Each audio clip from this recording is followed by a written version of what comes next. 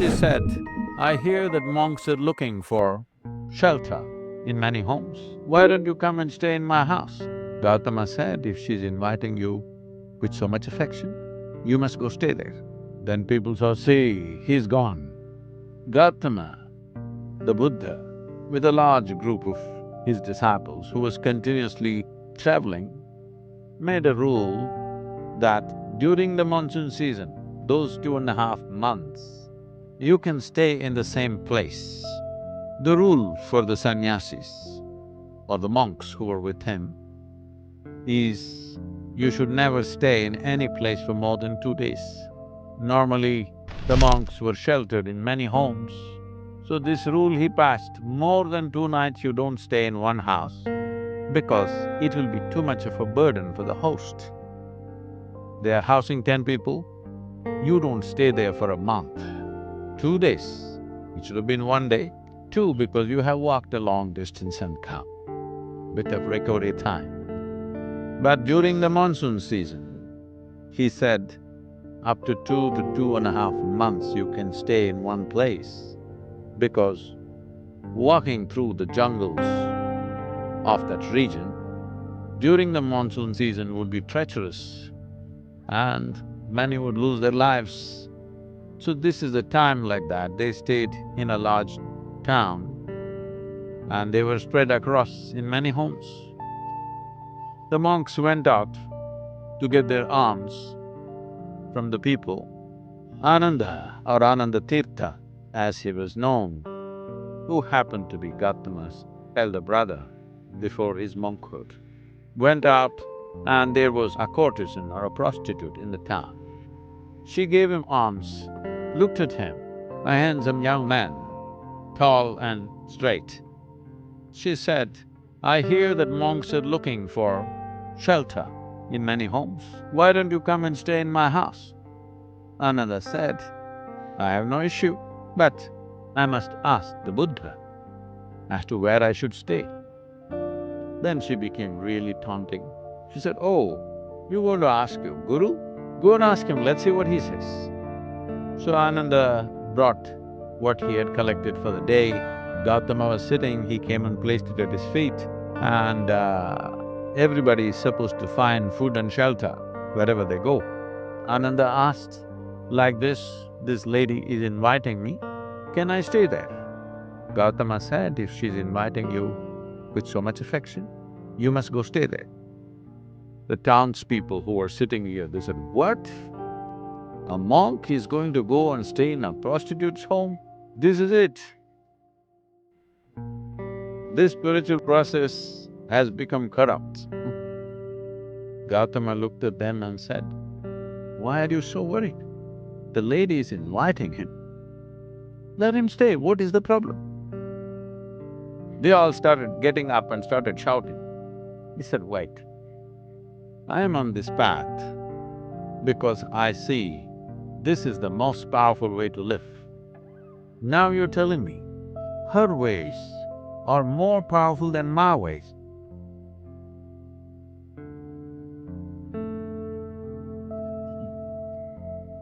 If that is the truth, I will also go and join her. I'm here because I see this is the most precious and powerful way to exist. If you think her ways are better than mine, I should also go and join. Because if you're a true seeker, that's how it should be. If you found something much higher, you go for that. Then people shouted and many of them of course leave. Then Ananda went and stayed with her. Monsoon time, because of rains it gets cold, monk is wearing a thin habit. So she gave him a nice silk wrap. He covered himself. Then people saw, see, he's gone. She made nice cooking and gave it to him, he ate. Then in the evening she danced for him. He sat, watching very carefully, with utmost attention. Then when they heard the music, this is it, finished.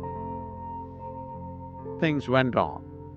When the time was up, when the rain stopped, when it's time to move, Ananda came to Gautama along with a female monk. Being on the path of truth has been there, but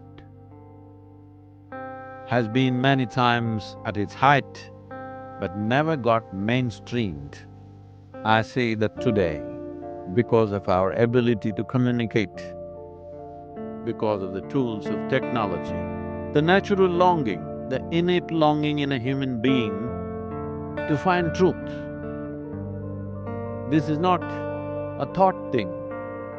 This is not something that been taught to people that you must seek truth. It is natural for human intelligence to seek what is highest. If you are given an option, any human being, given an option, either to be here or there, he will always say, I want to be there. Right now he may be caught up here, but aspiration is to go to whatever is the highest. It is just that we have to show him that there are better highs than getting drunk, there are better highs than drugs, there are better highs than being caught up in social drama, there are better highs than being better than someone else. We just have to show it to him, we have to make him understand there is a better high. Forever, many sages, saints, yogis, gurus have been doing this, but as I said, they were gentle people. They didn't have a voice like me.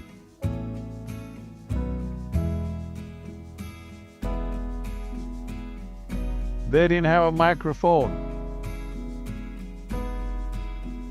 They didn't have tools with which they could speak to somebody there. They could only speak to people here. In spite of that, they did tremendous things. For their times, many of them did tremendous things out of sheer grace and energy. Millions of people around them, they transformed. Millions of people around them, they put them on the path of truth, the power of truth. But a time has come where our ability to communicate is such, we can make truth slip through every door. We can make truth knock on everybody's minds and hearts. Never before this was possible. Technology has rendered us to this place. I feel this is the best age ever to make truth mainstream, to be truthful, to aspire for truth, to seek truth, the main force on the planet, because we have tools that nobody ever had.